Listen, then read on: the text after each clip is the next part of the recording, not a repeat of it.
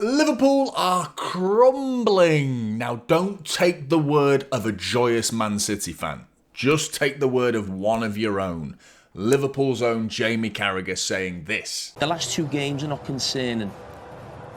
I think Liverpool's full 9 games this season have been very concerning, and I was worried about Liverpool very early on, and I expressed that to the manager on the side of the pitch. Wow. Against Bournemouth in the first league game, where Liverpool ends up winning 4-2. I don't feel like I'm watching a top team. Liverpool aren't playing football at the moment, they're playing basketball. And it's just end to end, and I don't think top teams play like that. I mean, Jamie Carragher's not pulling his punches there, is he? And I'm a bit surprised at how much he stuck the knife in at Liverpool, to be honest. I mean, even Thierry Henry was gobsmacked at some of the words he was choosing, which, I mean, a lot of Liverpool fans might suggest that those words are for clicks. It's CBS, it's a little bit more dramatised on that show rather than being a little bit more down to earth. I still think there are problems, though, at Liverpool. So rather than taking the word of a joyous Man City fan in this situation, or even one of your own Liverpool pundit, Jamie Carragher, listen to some of your own Liverpool fans on social media. How the hell do you win a Premier League title? You buy Florian Wirtz, Alexander Isak, Hugo Ekitike, and you look worse. You look worse than you looked all year long last year. It was another abject performance where many of us are left wondering, what is the style of football that Liverpool are trying to play? We bring on Alexander Isak in the second half and he has 2-3 touches, doesn't really get involved in the game. We created no real goal-scoring opportunities I can think of in that second 45, and Galatasaray did their job in seeing the game out. Look, we can talk about the referee, and he wasn't great, but let's be honest, the problems here are from within. It's from the manager right down to the players. They need to figure this out. It was a really tough watch.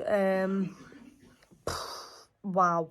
I feel like I have just wasted 2 hours of my life. There were too many players who just underperformed. I think questions can be asked about most of them, which in turn leads to questions about the manager and the setup and the tactics and exactly what Liverpool are trying to do. But clearly it's not quite right at this moment in time, and it does feel like Liverpool just need something to click, something to go their way, and it just hasn't in the last couple of weeks. And 2 losses. That's it. 2 losses. Now, again, I'm going to remind you, I'm a Manchester City fan who remembers what happened last season. The form we hit around this stage of the season, a little bit later actually, it was more closer to November, where City just went on this run that was just like, what? A complete catastrophe of a run for Manchester City. But we're talking about 2 games from Liverpool. Now, I'm not here to defend the fact that Liverpool are still top of the league. They're still very comfortably in the Champions League. And I still think that they're going to find themselves there challenging for the title at the end of the season. I think the implosion from the fan base is interesting, insecure, totally insecure, but they were coming out with chest. And I would say rightly so at the beginning of the season, because you'd spent all the money you'd spent. I mean, even I was saying, most rival fans would have suggested that Florian Wirtz is a banker, a certainty, an absolute guarantee that he's going to succeed. I think most fans would have agreed with that, and I mean, only hindsight can ridicule Florian Wirtz right now, because no one was saying he was going to go on an 8-game spree of nothingness. No one was saying that he was going to become a £120 million elephant in the room that's just flopping beyond belief. How can you even say he's a failure, though, 8 games in? Because there's still so much of the season to go where things could turn around. But so many Liverpool fans are suggesting that he be dropped. But the focus being on Florian Wirtz, I think is fascinating, because I think Liverpool have got problems all over the pitch. Everywhere. So many issues. You've got another £150 million player who's hardly ripping up trees since he's arrived. Again, in a very small, isolated window of football. There's still plenty of season for Wirtz, for Isak to grow.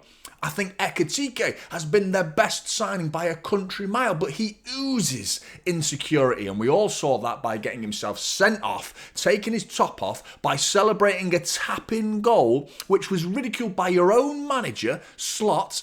Slot was turning on you and saying what a disgraceful decision it was to take off your top, which for me was oozing insecurity. I think that was a case of he's worried about Isak. He wants to be the number one player. Isak being who he is, first of all, and what the money that has been spent on him has caused him to think, well, I thought I was the number one. Having both Ekitike and Isak, there was moments in the transfer window when Newcastle thought they might have both of those players, but it turns out Liverpool now have both those players, and both of those players are causing a problem.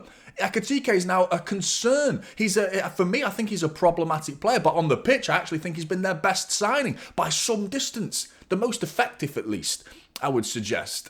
But it's not just there, though. I think their midfield, everyone's saying they're one injury away from a problem. I mean, that you could apply that logic to anyone, and I hate that as a logic. As a football fan, it's stupid. It makes no sense to say, well, if you lost this player, well, yeah, if it happens to us, we lost Rodri last season. No one gave us excuses for being poor last season, but I don't think it was a coincidence that City were as poor as they were. But the facts are, last season, when City were in decline, that was following 4 Premier League titles in a row. A treble included within those 4 years. You know, unbelievable levels of success. We're talking about Liverpool winning 1 Premier League title and now collapsing straight away.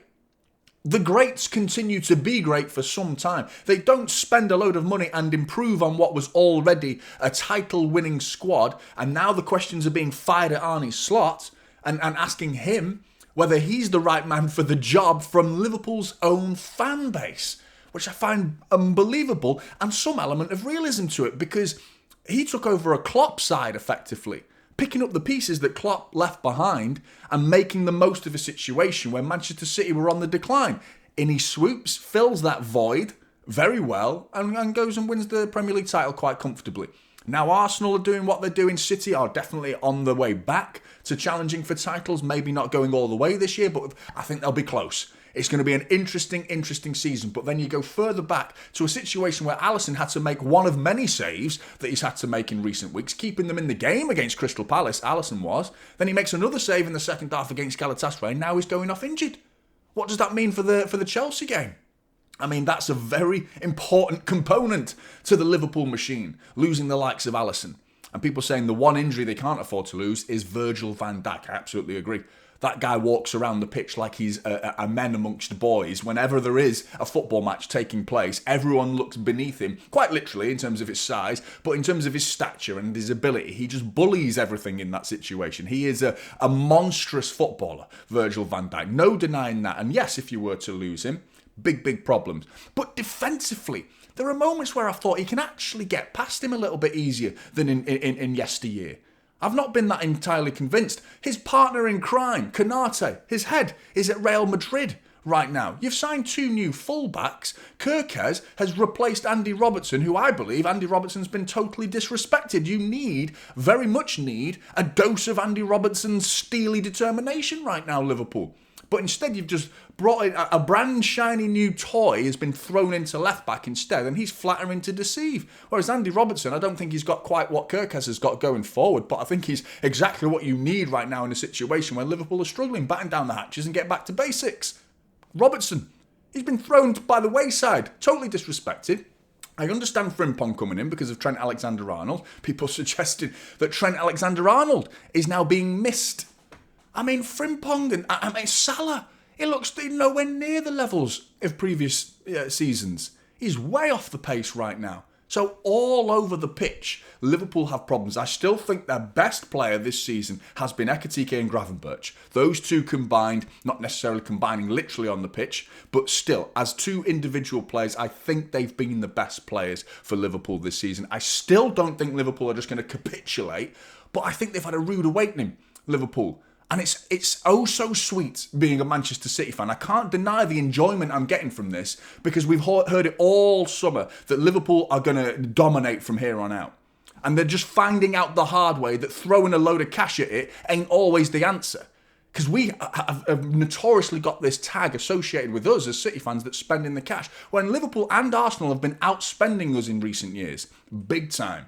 Both of those clubs have. But have they got what City have got to show for it? No, not yet they've not. They're supposed to. And right now they're making a pig's ear of it, aren't they? An absolute disaster at the situation right now for Liverpool, but it's very easily fixed by a good win away at Chelsea. Playing at Chelsea, it's going to be a very difficult game, but if they can get that result, things will be forgotten and they'll move forward, Liverpool. So I'm not convinced. I think hindsight is being applied to these terms right now and to these situations, and I'm not entirely convinced one way or the other yet. And I need to make my mind up whether this is just a little blip or the start of something interesting. But one thing I will say as a Manchester City fan, Christmas is coming a little bit early. You could say it's beginning to look a slot like Christmas everywhere you go.